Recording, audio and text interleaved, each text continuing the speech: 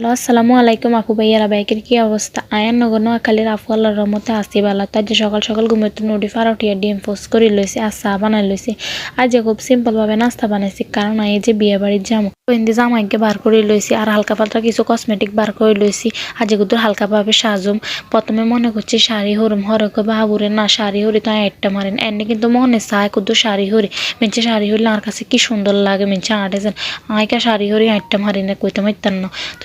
ready shady ওই চলে গেছি রাস্তা পর্যন্ত রাস্তাত কুদুর খাড়াইছি এর গাড়ি চলে গেছে তো গাড়িতে উঠে আজ আমার আতকান ধরে কত ডংফং করে লইছে তারপরে তো জ্যামিয়ানে যায় কতক্ষণ বই রয়েছি সৌমনি সোরাস্তা জ্যামিয়ান মাগো মাগো অনেক কার মাথা মুথা গরম হয়ে যাগো হিন্দি বাজে গেছে প্রায় 2টা 2:30 আজ আমরা ব্যাগে দেরিতে গেছি তো যাইয়ে মতো ভাত খাইতাম বই গেছি আর দেরি করি নকিলে আঙ্গরে ব্যাগে আমরা তো দেরি করে আইছি আর কোনোভাবে আর লেট করতাম না ভাত খাইতাম বই যেতাম কিন্তু ভাত খাইতাম বই গেছি আর কি